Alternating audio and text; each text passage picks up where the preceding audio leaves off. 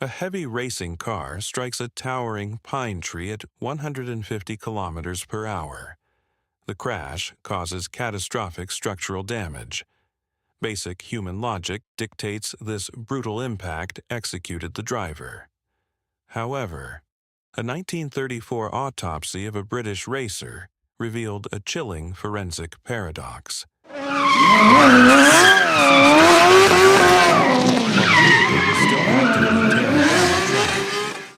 What silent killer successfully assassinated a speeding driver before the machine ever touched the wood? Switzerland, August the 26th, 1934. The notorious Bremgarten circuit punishes the slightest biological error. This specific track is an unforgiving, high-speed trench, carved directly through a dense, dark forest. Lap 65 is currently underway. A brutal, exhausting test of human endurance is rapidly approaching its final conclusion. Exactly 1,500 meters remain, between the screaming exhaust pipes and the checkered flag. Cold, mathematical reality dictates that less than 20 agonizing seconds of driving separate Hugh Hamilton from absolute safety. A deep red Maserati 8cm tears down the treacherous, tree-lined asphalt. The supercharged 3-liter straight-8 engine unleashes a deafening, continuous mechanical howl that shakes the surrounding pine needles. The exposed analog speedometer needle vibrates directly at the 150 km/h mark. The seasoned British driver firmly grips the large wooden steering wheel. Racing these primitive, overwhelmingly powerful machines requires immense, raw, upper body strength. Hamilton physically wrestles the heavy, unassisted steering column, forcing the roaring chassis through the final sweeping corners. Hot exhaust pipes spit raw fire into the damp Swiss air. Total mechanical failure arrives, without a single fraction of a second of warning. The left front tire ruptures under an immense, tearing lateral load. High-pressure air explosively escapes the heavy rubber casing with a sharp, deafening crack. The immediate loss of pneumatic grip instantly breaks the fragile laws of physics holding the vehicle on the abrasive road surface. The heavy steering wheel jerks out of the pilot's blistered hands. Total aerodynamic and mechanical control evaporates into a thick, black cloud of vaporized rubber and burning friction. The Italian machine snaps off the designated gray racing line. It plows directly into the rough, uneven dirt verge at maximum velocity. The sliding, uncontrolled chassis obliterates a small, young pine tree, severing the wooden trunk at the base. Formidable kinetic momentum launches the heavy metal frame forward. The helpless vehicle slides across the unforgiving ground for 20 terrifying meters, tearing deep gouges into the earth. An ancient, immovable pine tree stands directly in the trajectory. The speeding Maserati slams head-on into the solid, unyielding wood. The sheer, uncompromising force of the blunt impact instantly shatters the large wooden steering wheel into jagged, lethal splinters. The iron engine block, carrying immense forward momentum, is forced backward, directly into the cramped, open cockpit. The entire front half of the rigid steel frame crumples instantly, folding inward upon itself under the crushing pressure. Boiling coolant erupts from the ruptured radiator core. The sudden transfer of kinetic energy is catastrophic. A thick, heavy branch rips away from the main trunk upon the impact. This heavy wooden projectile launches into the dense, unprotected crowd lining the perimeter of the circuit. The falling timber strikes a horrified spectator, instantly fracturing a human skull in a spray of splintered bark. A thick, choking cloud of dry dirt, atomized oil, and boiling radiator steam engulfs the entire impact zone. The deafening, supercharged mechanical scream is abruptly, permanently replaced by a terrifying, heavy silence. The dark, Swiss forest immediately reclaims its natural, suffocating stillness. Rescue workers desperately pulled the limp body directly from the smoking, twisted scrap metal. On the surface, the gruesome scene represented a typical, horrific, high-speed racing accident. But a silent, invisible, ticking time bomb had been actively planted deep inside Hugh Hamilton's chest, exactly 1 year earlier. Hugh "Hammy" Caulfield. Hamilton entered the world in 1905. Possessing fierce Irish roots, but racing under the prestigious British flag, this skilled pilot rapidly established himself as a dominant, uncompromising force within the elite European Grand Prix circuit. Operating heavy, unassisted racing machines during the early 1930s required a highly specific, almost terrifying type of biological recklessness. The drivers of this era did not wear fireproof synthetic suits, impact-resistant carbon fiber helmets, or complex multi-point safety harnesses. They wore simple leather caps, fragile glass goggles, and thin cotton overalls. They sat exposed in cramped, open cockpits, positioned directly behind boiling engine blocks that constantly leaked toxic oil and raw fuel onto their bare skin. The Irish-born racer thrived in this brutal mechanical theater, pushing heavy chassis to the absolute edge of physical grip. September 1933, the Maserati Grand Prix in Czechoslovakia. The weather conditions dominating the European circuit that specific weekend are atrocious. Torrential, freezing rain actively floods the demanding, dangerous track. The open cockpit vehicles offer zero biological protection from the elements. The competitors are exposed to the freezing winds, the blinding water spray kicked up by the spinning tires of rival machines, and the thick, slippery mud rapidly coating the designated racing line. The British star climbs into his powerful machine wearing a thick, rubberized, waterproof cloak.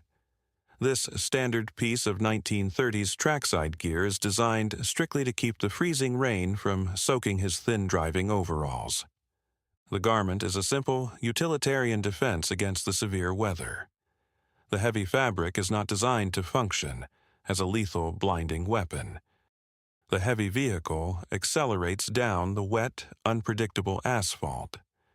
The open exhaust roars against the flooded track, sending deep vibrations into the surrounding earth. Velocity increases rapidly. The aerodynamic forces whipping around the exposed, open cockpit create a highly unstable vacuum, causing the thick canvas of the raincoat to act like a rogue sail caught in a violent slipstream. The heavy rubberized fabric of the waterproof cloak suddenly catches an unpredictable updraft of air. The thick material snaps upward. The rigid collar and the expansive rubberized fabric wrap around the driver's leather helmet. Absolute, terrifying darkness instantly consumes his vision. A man piloting an unstable metal chassis at extreme velocity is suddenly blinded by his own protective gear. The biological brain cannot process the catastrophic lack of visual data fast enough. The driver instinctively reacts to the terrifying darkness. The heavy steering wheel jerks. The racing machine immediately leaves the designated racing line. The resulting physical impact is catastrophic. The metal chassis slams into the unyielding trackside barriers. The vehicle flips, throwing dirt, twisted metal, and shattered glass into the freezing rain. The severe kinetic energy of the sudden deceleration transfers directly through the rigid steering column and straight into the driver's unprotected chest cavity. The fragile human ribcage fails under the crushing pressure. 3 solid bone ribs snap, creating jagged, sharp internal shrapnel deep within the torso. But the shattered bones are merely superficial, easily identifiable damage, compared to the devastation occurring deeper inside the dark biological ecosystem. When a human body experiences a sudden stop from high velocity, the external skeleton halts abruptly, but the soft, heavy internal organs continue moving forward at the exact same high speed. The liver, the spleen, the delicate lungs, and the thick muscular walls of the heart slam against the inside of the rigid, collapsing rib cage. This internal collision creates profound, devastating contusions deep within the visceral tissue. The delicate cardiovascular network sustains millions of microscopic tears. The muscular tissue of the heart suffers severe, life-threatening blunt force trauma. The internal organs are heavily bruised, bleeding silently into the abdominal cavity. 1930s. Medical science was unequipped to accurately diagnose or effectively treat this specific level of deep internal destruction. Primitive X-ray technology, relying on early, low-resolution fluoroscopy, was barely capable of identifying the cleanly snapped ribs, but it remained blind to the internal bleeding, the severely bruised cardiac muscle, and the deeply compromised vascular system because soft tissue simply did not register on the crude photographic plates. Attending European physicians tightly bound the crushed chest with restrictive bandages, prescribed highly addictive chemical painkillers to numb the screaming nerve endings, and simply instructed the battered driver to rest. The deep, lethal internal trauma was ignored by the medical professionals, simply because it was invisible to their primitive diagnostic instruments. The doctors essentially treated a shattered internal engine block by polishing the exterior hood. The recovery process demands total removal from the toxic, highly stressful, and vibrating environment of the European racing paddock. The shattered driver is shipped thousands of miles away to the humid, suffocating heat of the Asian subcontinent. The British racer relocates directly to a remote, expansive tea plantation managed by his brother, hidden deep within the rolling hills of India. The sensory environment surrounding the wounded man drastically shifts. The deafening, mechanical scream of supercharged engines and the harsh grinding of heavy gearboxes are replaced by the quiet, rustling sound of damp tea leaves brushing against each other in the warm wind. The toxic scent of burning rubber, vaporized castor oil, and high-octane racing fuel gives way to the earthy aroma of wet soil, exotic herbs, and blooming tropical vegetation. This isolated, tranquil environment is heavily prescribed to serve as the ultimate biological sanctuary for the broken racer to rebuild his shattered frame. However, the physical reality of his daily existence on the vast Indian plantation is a quiet, agonizing, and suffocating torture. Every single breath drawn deeply into the damaged lungs sends a sharp, stabbing wave of pure, unfiltered agony radiating through the fractured ribs. The simple, basic act of sitting upright in a woven wicker chair on the wooden veranda requires immense, calculated physical effort and sheer psychological willpower. Deep within the dark chest cavity, the severely traumatized organs are desperately attempting to repair the massive cellular damage inflicted by the Czechoslovakian barrier.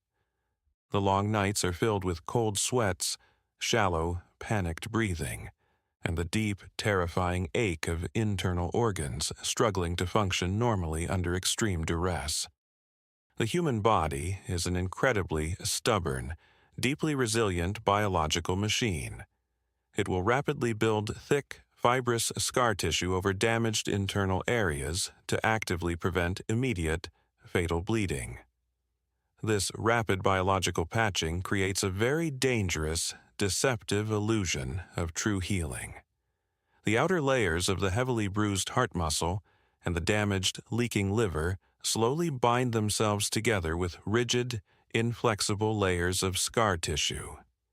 The intense, burning pain slowly dulls into a constant, heavy, manageable ache. The patient slowly begins to walk across the plantation without the assistance of a wooden cane. The breathing gradually becomes slightly easier. The deep, visible cuts on his face fully heal, leaving only faint pale lines on his weathered skin. By the early spring of 1934, Hugh Hamilton looks restored. He has successfully regained his lost muscle mass. The healthy color has fully returned to his face. The British press actively celebrates the miraculous, inspirational recovery of their premier driver. The determined racer bids a final farewell to the quiet tea leaves, traveling back to the loud, aggressive European continent, climbing directly back into the cramped, incredibly hostile cockpit of a powerful Maserati 8cm. The external, publicly visible results of his highly anticipated return are staggering. The veteran driver pushes the Italian machine to the physical limit.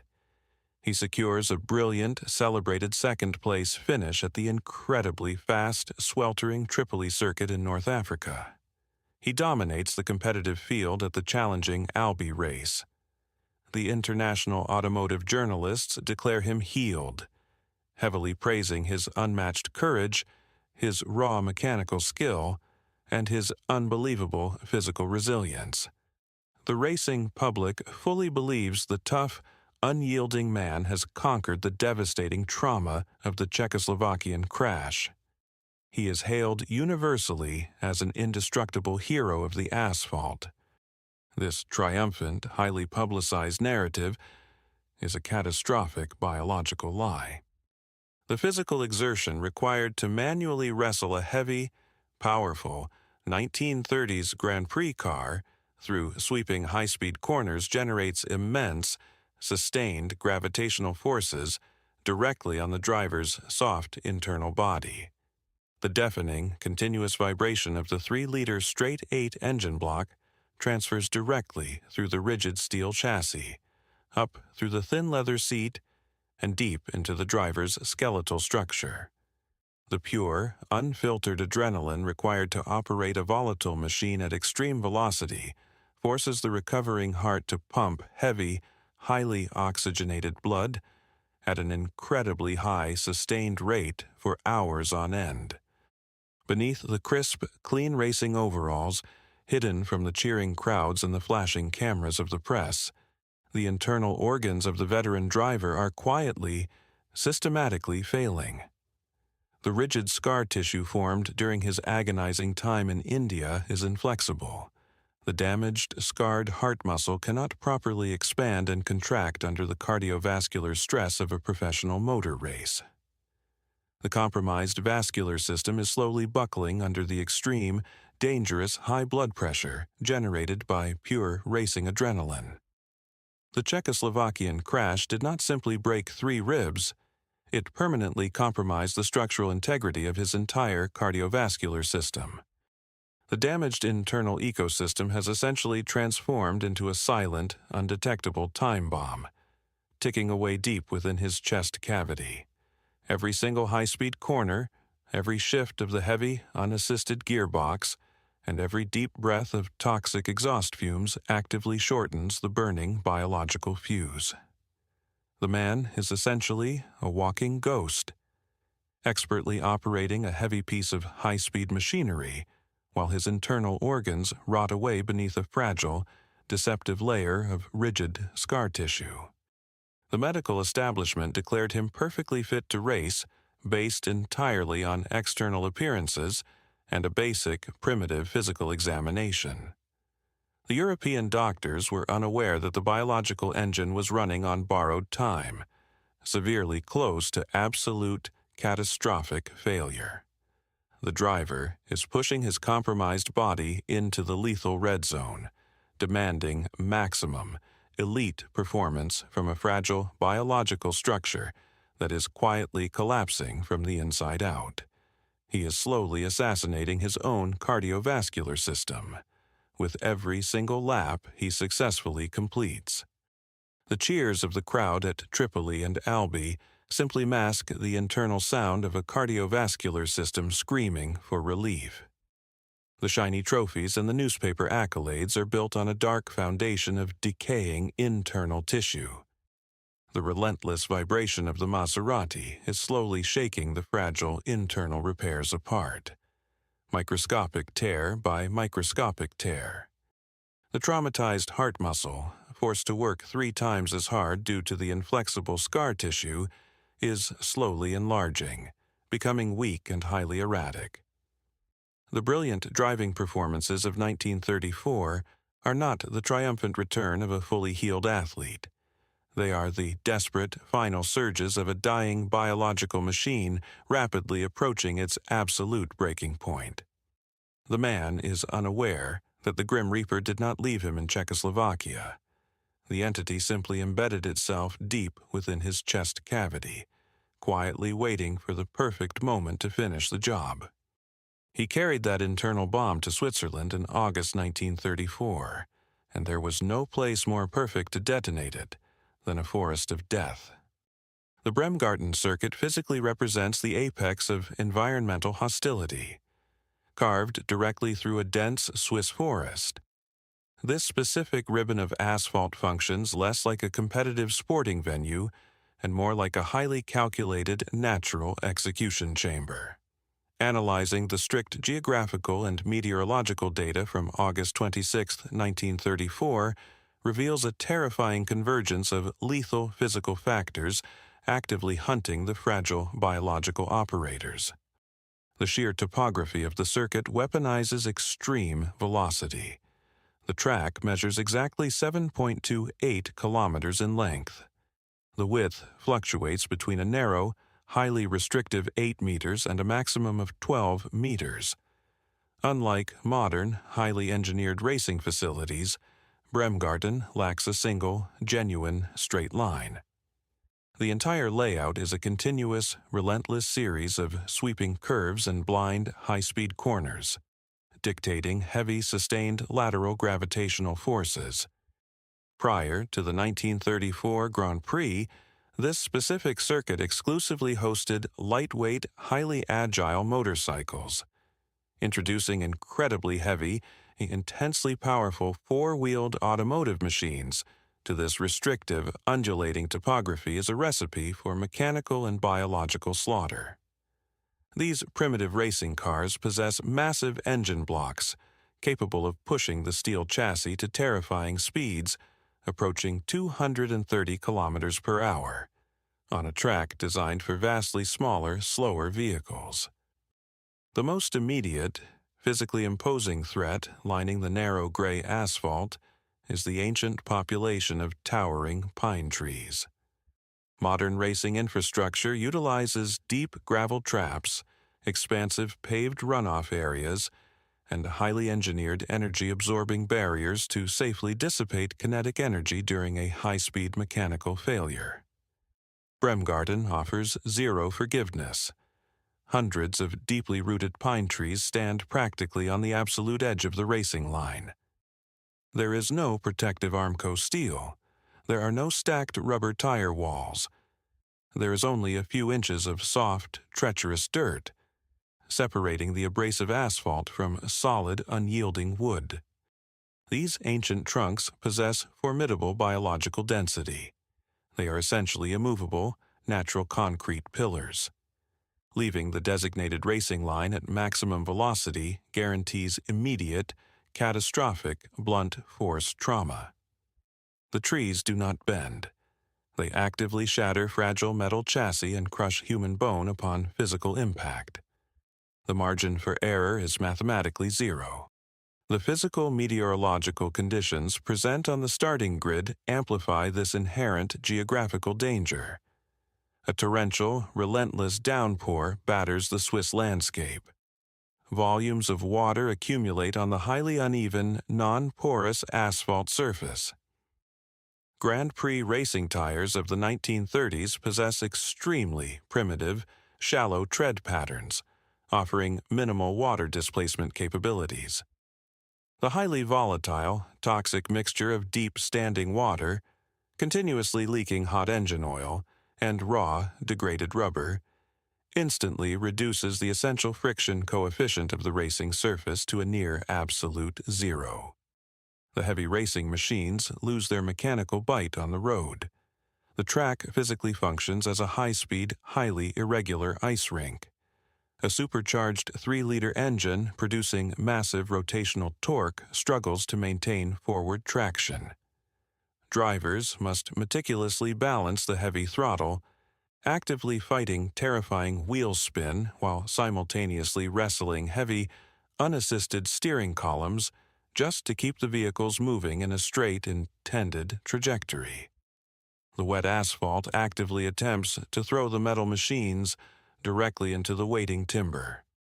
However, the most lethal, deeply psychological weapon possessed by the Bremgarten forest is invisible. It is the high-speed manipulation of natural light. The dense, overlapping canopy of the towering pine branches creates a thick, oppressive, dark roof directly over the circuit. The environment beneath the trees is heavily shrouded in deep, unnatural shadows. Yet, narrow, unpredictable gaps in the thick foliage allow sharp, highly concentrated beams of intense, blinding sunlight to pierce the darkness, striking the wet asphalt like bright white blades. As the vehicle approaches a lethal, sweeping corner while traveling at maximum velocity, the overwhelmed human brain cannot observe a continuous, clearly defined visual path. Instead, the biological optical system is subjected to a high-speed strobe effect. Extreme, blinding white glare is instantly and continuously followed by deep, impenetrable black shadows. The human optical nerve simply cannot dilate and contract the pupil fast enough to accurately process these extreme fluctuations in absolute luminosity. This constant rapid switching between blinding glare and total darkness heavily induces severe optical fatigue, deep spatial disorientation, and agonizing neurological strain. The pilot essentially drives blind, for crucial, terrifying fractions of a second. Depth perception, the most vital biological tool required for high-speed survival, completely collapses under the extreme visual assault. As the vehicle approaches a sweeping corner, the overwhelmed human brain cannot accurately distinguish the slick gray asphalt from the dark brown tree trunks. The incoming visual data is corrupted. The driver cannot accurately judge distance, approach angles, or the exact proximity of the lethal timber. The severe neurological strain of processing this strobe effect actively drains the driver's biological reserves. The human central nervous system is overwhelmed by the conflicting sensory input. The deafening mechanical roar of the supercharged engine echoes off the dense tree line, destroying spatial audio cues. The vibration of the heavy chassis numbs the physical hands. The strobing light destroys the vision. The Bremgarten forest operates as a perfectly designed, claustrophobic, high-speed sensory deprivation tunnel. The slippery, waterlogged asphalt removes mechanical control. The ancient, unyielding trees provide the brutal execution mechanism. The strobing, inconsistent light removes the vital biological sense of sight.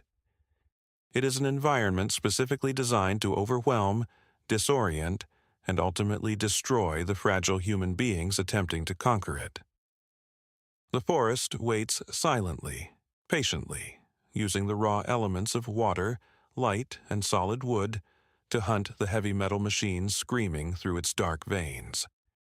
Those giant trees smashed the Maserati.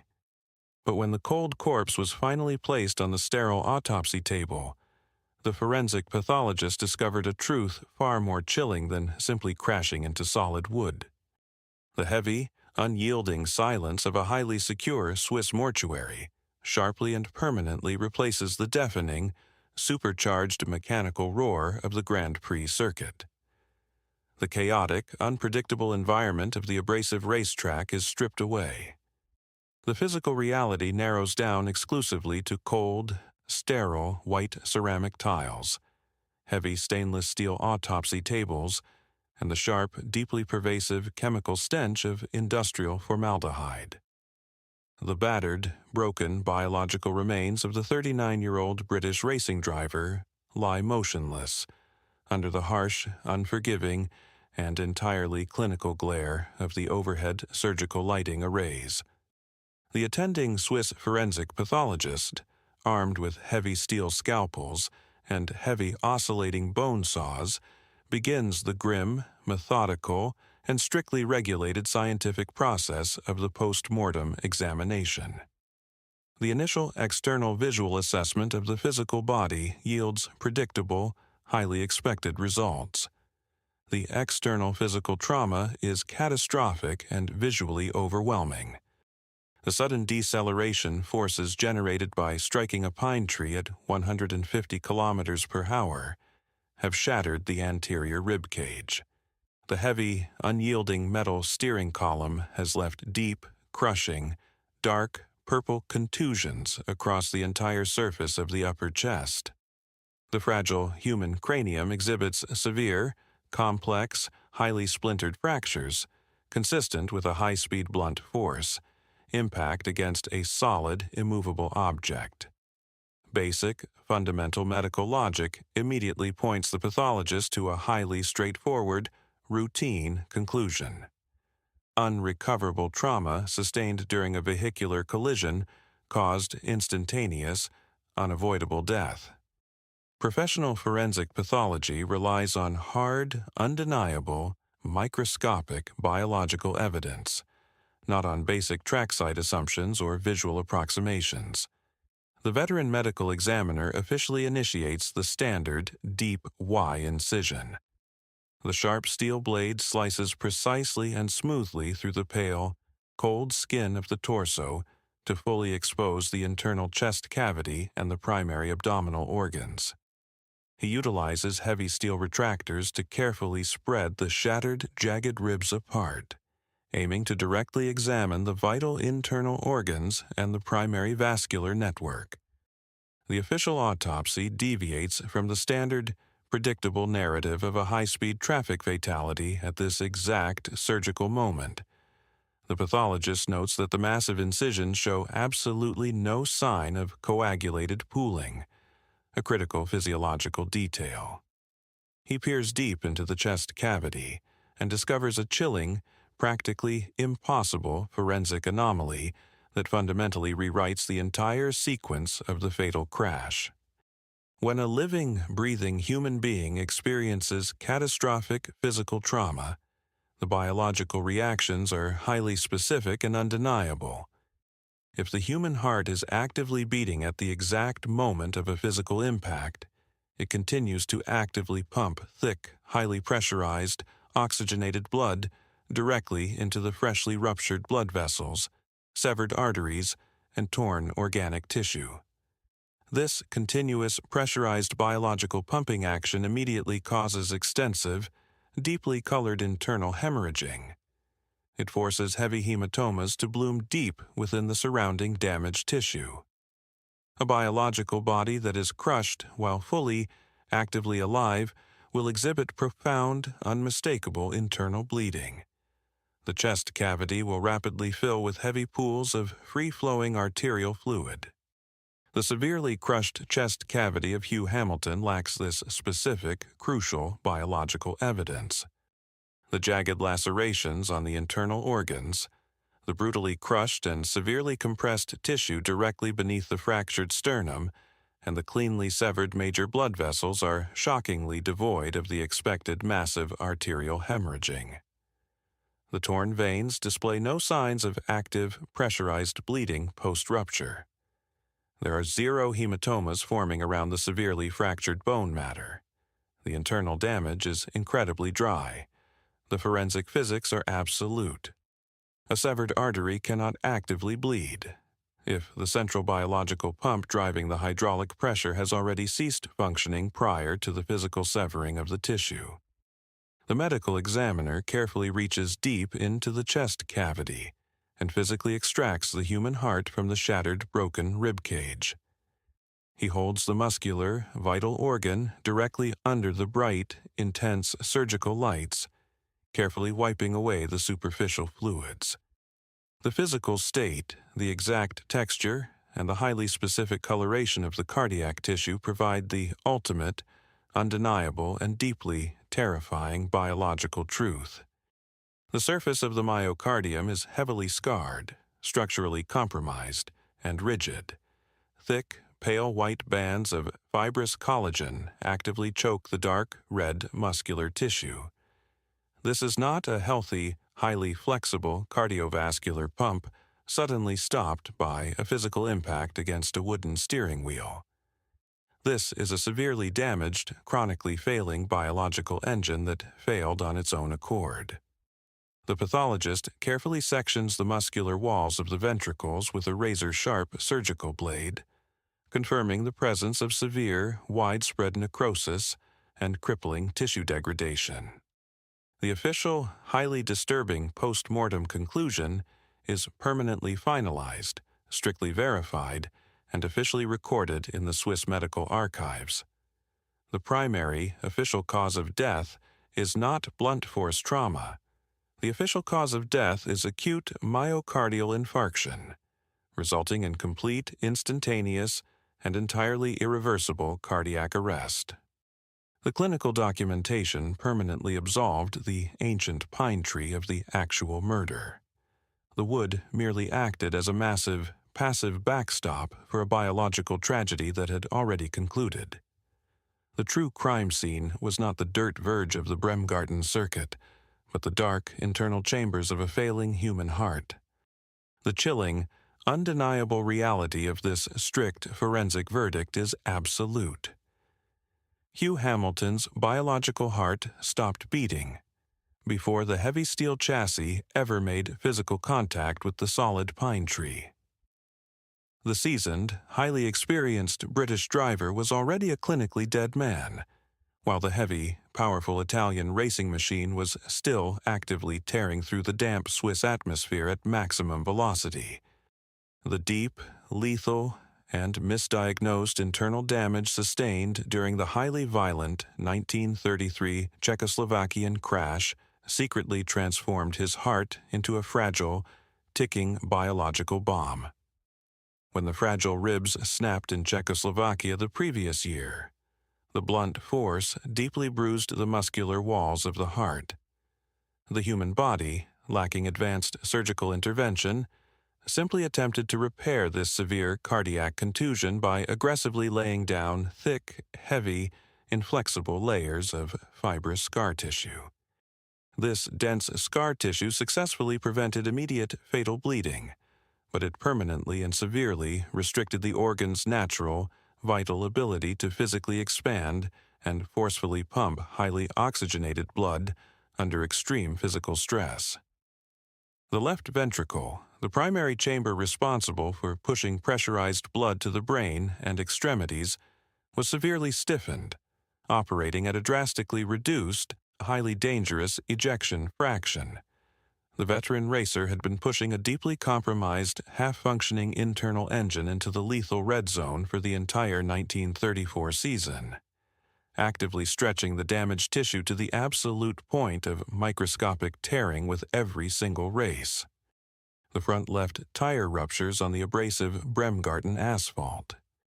The deafening, explosive acoustic crack of the failing, highly pressurized rubber casing immediately hits the driver's exposed eardrums. The auditory nerve instantly transmits a highly urgent, catastrophic threat signal directly to the brainstem.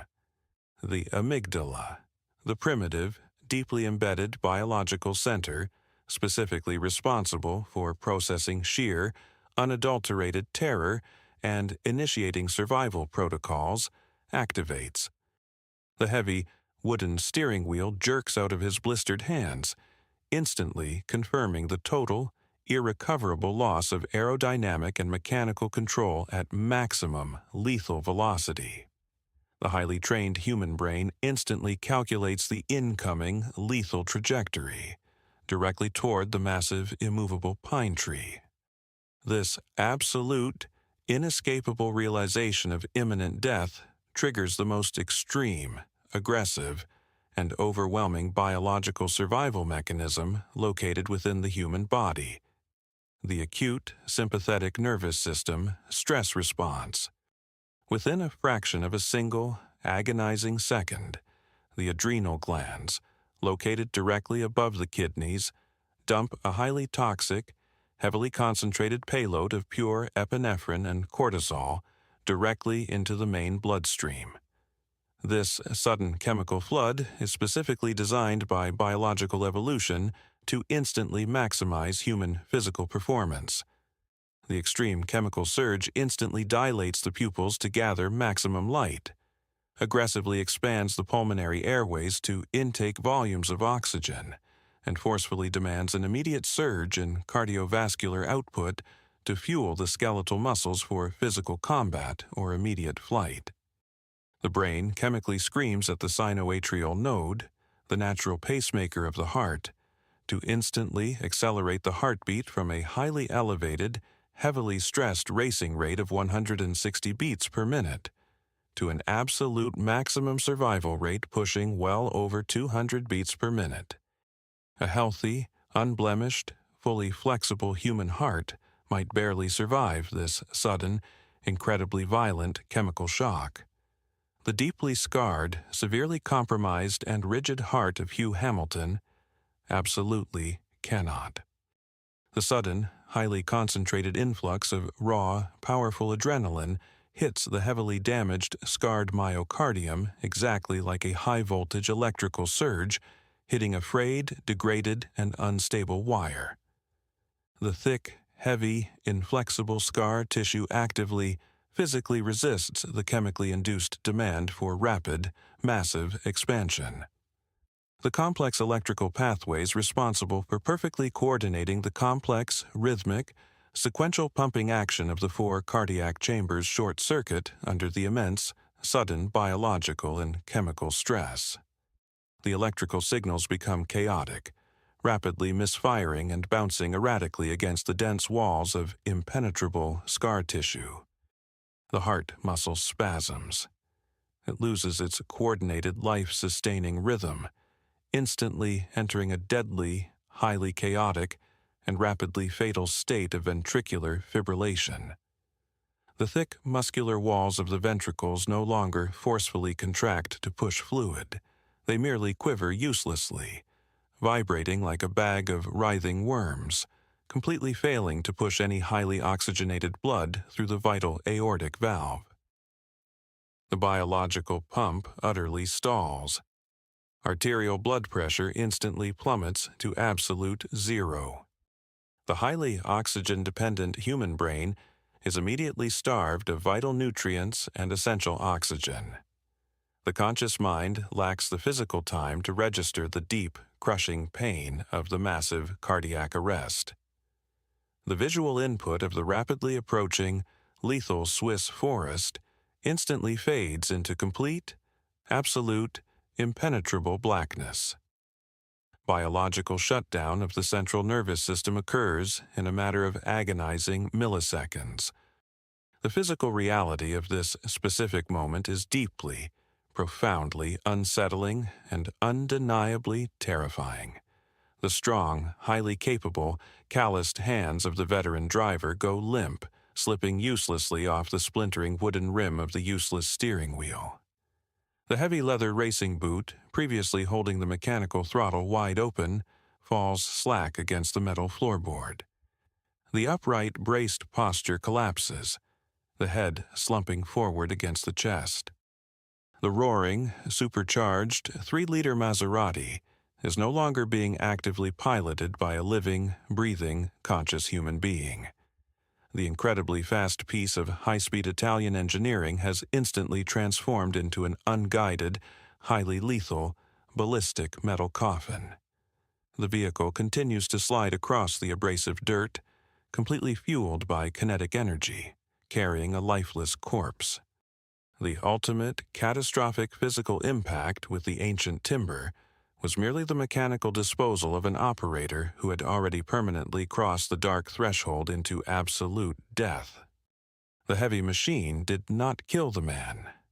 The brutal, unforgiving Swiss environment did not kill the man.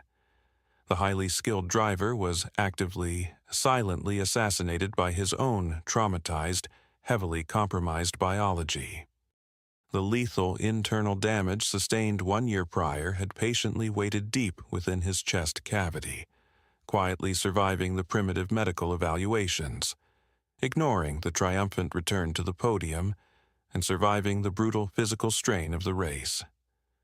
The invisible internal damage waited for the perfect moment of extreme, paralyzing, high-speed terror to finally collect its ultimate biological debt. The sudden rupture of the pneumatic tire simply provided the necessary, overwhelming adrenaline shock to completely detonate the internal bomb. The profound, inescapable tragedy deeply lies in the sheer, absolute betrayal of the human body. The gritty British privateer possessed the raw psychological courage to willingly face the most dangerous mechanical sport on Earth. He possessed the physical stamina to repeatedly wrestle heavy, violent machines to celebrated podium finishes. He successfully survived the freezing rain, the toxic exhaust fumes, and the constant, heavy psychological threat of mechanical failure.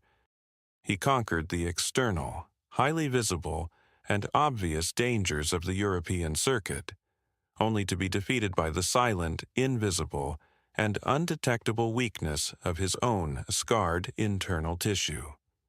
He died alone, trapped inside his own failing cardiovascular system, entirely betrayed by the very organ that relentlessly fueled his passion for extreme velocity. Hamilton's heart stopped beating in Switzerland, but the cruelty of that day did not end there. Thousands of miles away in England, a media typographical error was preparing to crush another heart.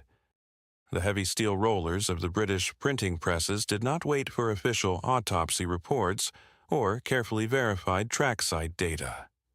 The relentless, highly industrialized machine of 1930s sports journalism demanded immediate, sensational information to feed the massive circulation of the morning editions.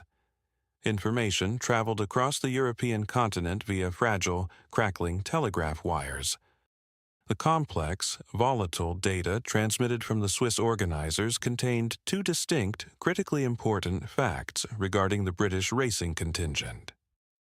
The first piece of data confirmed that the young, highly promising British driver Dick Seaman had secured a massive, dominant victory in the smaller supporting Voiturette race earlier that exact same morning.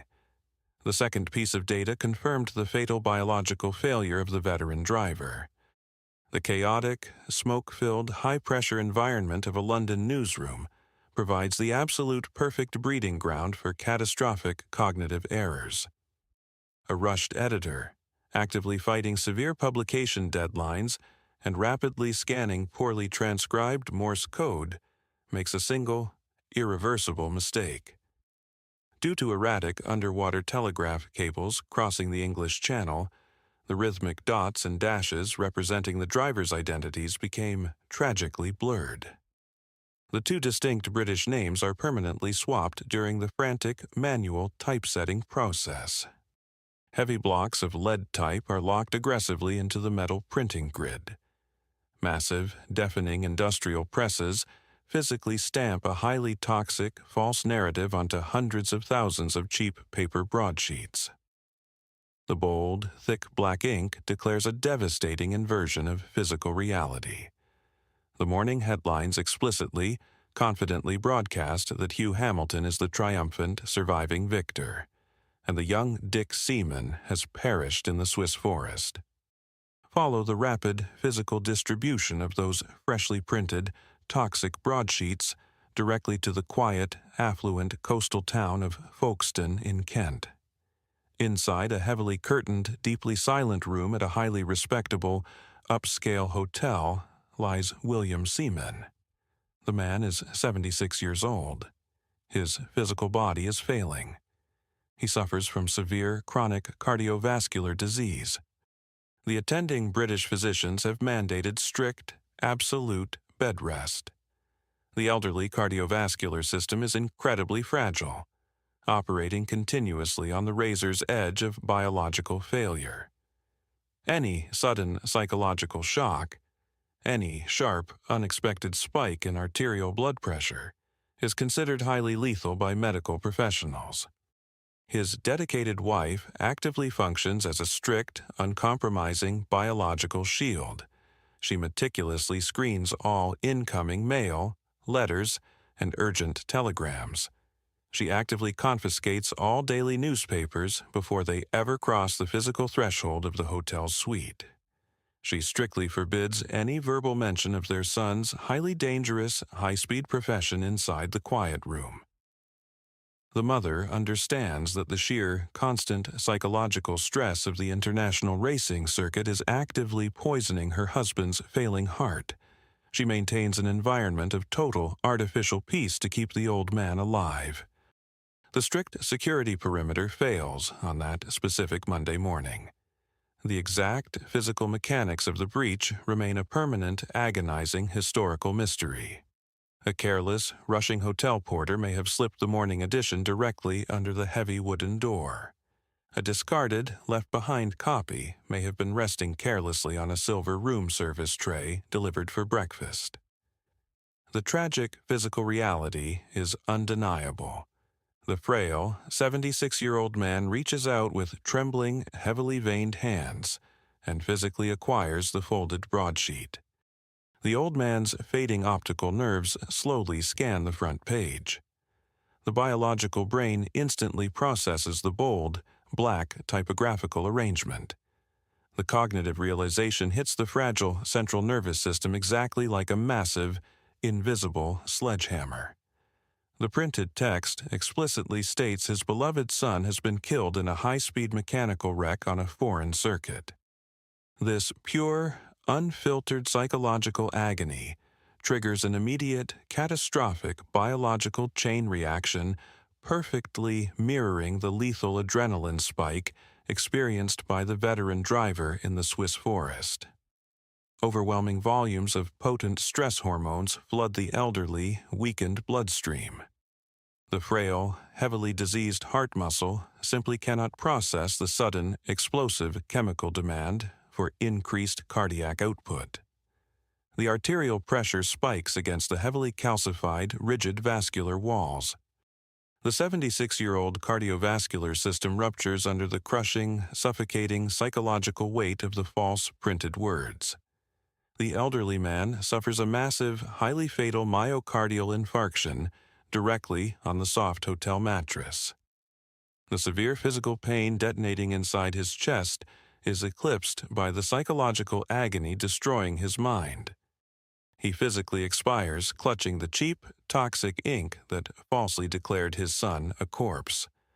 The father takes his final, shallow breath completely convinced his bloodline has ended on the abrasive European asphalt.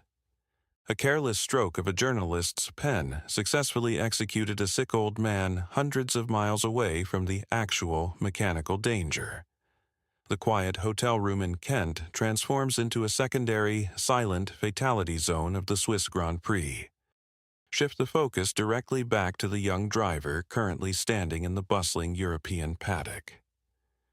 Dick Seaman is experiencing the absolute highest peak of human euphoria. He has just secured the greatest, most celebrated achievement of his young professional career. The potent adrenaline of the dominant Voiturette victory is still actively coursing through his healthy, vibrant veins. He is a universally recognized champion. The heavy silver trophy clutched in his hands actively validates years of intense physical struggle, massive financial risk, and unwavering dedication. The grim, unforgiving reality of the sport rapidly dismantles his triumph in two distinct, brutally violent strikes. The trackside officials deliver the first crushing psychological blow. His mentor, his close friend, the veteran Hugh Hamilton, is dead. The young driver is instantly forced to process the brutal, unforgiving mortality of his chosen profession. The man who actively guided him, the man who willingly shared the extreme, lethal risks of the track, is currently lying completely motionless on a cold steel autopsy table. The pure joy of the morning victory evaporates, entirely replaced by a heavy, suffocating wave of profound grief. The absolute maximum limit of human suffering has not yet been reached. A stark, urgent telegram arrives directly from the English coast, hand-delivered to the young driver in the damp, noisy paddock. The fragile yellow paper contains the second, unimaginably cruel blow. His father has suffered a sudden, fatal heart attack in the Folkestone Hotel. The sheer emotional whiplash is beyond standard human endurance. The morning victory is permanently eradicated from existence. The young, celebrated champion is instantly transformed into a deeply grieving son and a shattered, traumatized friend. The universe has delivered a mathematically impossible convergence of absolute tragedy, striking both his professional family and his biological family within the exact same rotation of the Earth. The psychological weight of this dual devastation threatens to crush his sanity. The immediate logistics of the aftermath are deeply, profoundly macabre. There is absolutely no time for quiet, isolated mourning. The brutal machinery of international racing demands immediate physical action. Dick Seaman must immediately pack his trackside equipment. He must physically secure the twisted, blood-stained, severely crushed metal remains of Hamilton's wrecked Maserati chassis onto a heavy transport trailer. The victorious young driver embarks on the long, dark, and agonizing journey back across the English Channel. The journey across the European continent was a grueling, solitary confinement for the young victor. Every mile of the rough French and Belgian roads rattled the heavy transport trailer attached to his vehicle. In the rearview mirror, illuminated only by the faint, flickering red glow of the taillights, the twisted, mangled silhouette of the red Maserati continuously mocked his peripheral vision. It was a rolling, inescapable monument to the sheer brutality of their shared profession.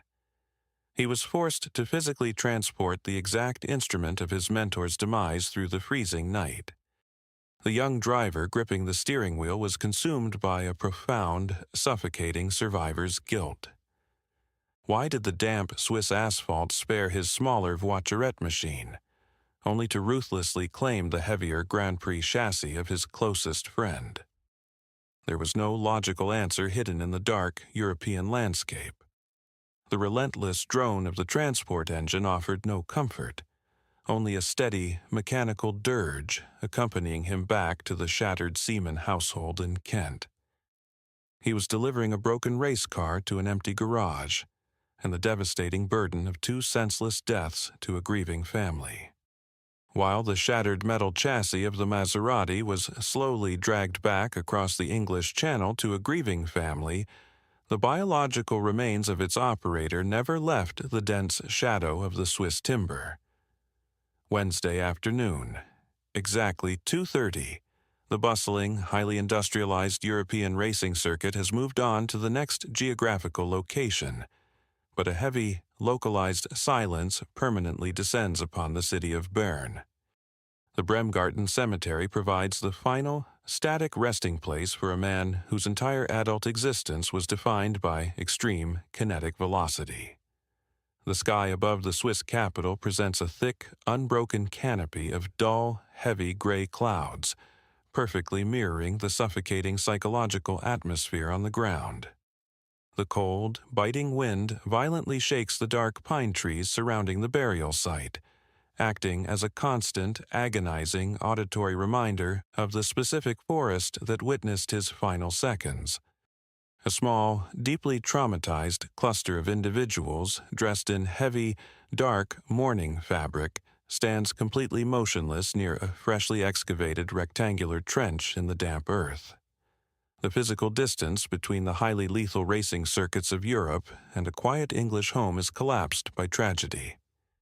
His mother and stepfather made the agonizing, incredibly long journey across the continent not to celebrate a podium finish, but to formally claim a cold corpse.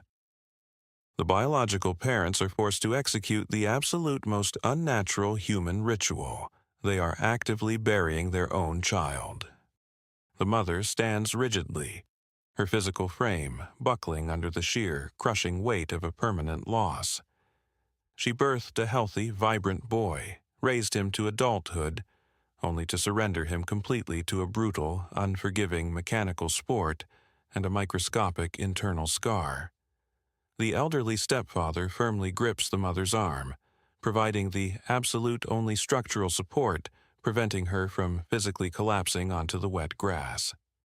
The complex logistical nightmare and the severe financial burden of transporting a shattered, embalmed corpse back to England were simply too profound to overcome. They are forced to leave his biological remains permanently embedded in foreign soil, abandoning him to the cold Swiss winter. They stare blankly at the polished wooden casket resting precariously above the open grave. Inside that sealed, heavy wooden box lies a 29-year-old man. 29, an age biologically designed for absolute peak physical performance, completely eradicated before reaching full maturity. The sheer, unadulterated theft of decades of potential life hangs heavily over the open dirt. Standing directly beside the grieving parents is the most tragic collateral victim of the internal biological bomb. His fiancée stands wrapped in thick black wool, her physical posture defeated. The devoted partner did not simply wait patiently in England for erratic telegrams or delayed radio broadcasts. This specific woman embedded herself directly into the harsh, toxic environment of the European racing paddock.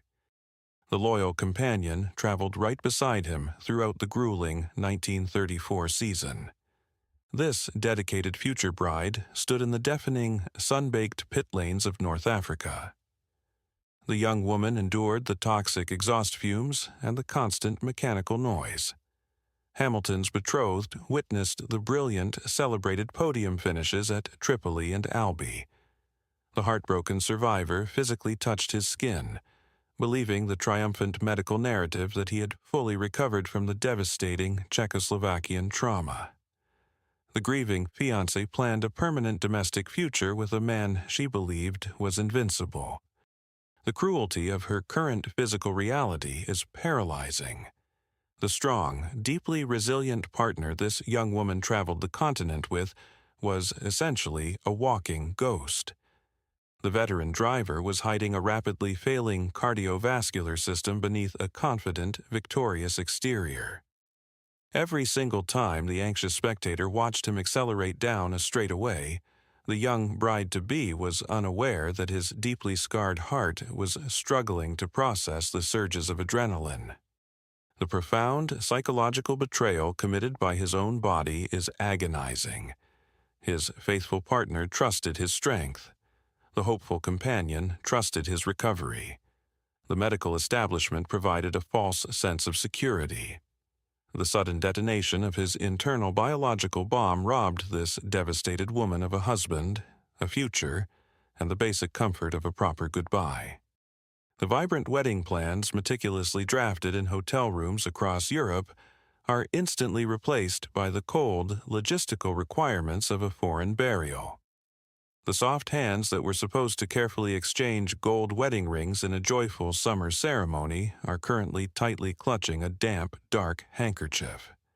The isolated widow is forced to physically watch the burial of a man who was quietly dying beside her for a full year. This shattered survivor is left standing over a rectangular hole in the ground, completely destroyed and permanently scarred by a physiological failure that occurred before the heavy racing machine ever struck the pine tree. Thick, heavy hemp ropes groan under the immense, dense weight of the wooden coffin as the local Swiss gravediggers slowly lower the vessel deep into the cold soil. The dull, heavy thud of damp earth striking the polished wooden lid officially terminates the existence of Hugh Hamilton. The specific location of the grave is a permanent, deeply bitter irony. The pristine cemetery grounds are geographically tethered to the exact same dense forest that hosted his final, terrifying moments. He is permanently swallowed by the exact same geographical environment that witnessed his cardiovascular collapse. The 29-year-old driver was not defeated by a superior opponent on the track. He was not outdriven by a faster machine or outsmarted by a rival tactician. The highly skilled British pilot was actively betrayed from within, assassinated by his own failing heart, and quietly buried in the shadow of the trees that caught his falling, lifeless body. The deep, dark dirt of Bremgarten completely claims the broken biological vessel. The roaring Grand Prix engines will eventually return to this forest next season, screaming past the heavy timber at maximum velocity, oblivious to the silent 29-year-old ghost permanently resting beneath the soil. Hugh Hamilton did not surrender his life to the treacherous, sweeping curves of the Swiss circuit. The resilient British driver was defeated by the failing, exhausted rhythm of his own scarred heart. A single, sudden mechanical accident in a dark forest claimed the life of a highly skilled pilot, while a careless, rushed typographical error simultaneously claimed the life of an innocent father thousands of miles away on the quiet English coast. The sheer, uncompromising cruelty of 1934 stands as absolute, undeniable proof that within this highly lethal sport, profound tragedy never stops at the painted finish line. The devastating shock waves simply travel outward, actively destroying fragile lives far beyond the abrasive asphalt. He pushed the absolute limits of human speed and permanently left his dark mark on motorsport history. The gritty Irish pilot conquered the most treacherous European circuits, refusing to yield until his own biology forced the final stop. His unyielding courage simply outlasted the fragile muscle beating inside his chest. What are your honest thoughts on Hugh Hamilton's fatal final ride and the staggering bitterness of this specific dual tragedy? Drop a comment below. If you liked this video, please subscribe to Terminal Velocity so we can actively sit down together for the next dark historical case file. Thanks for tuning in, and farewell.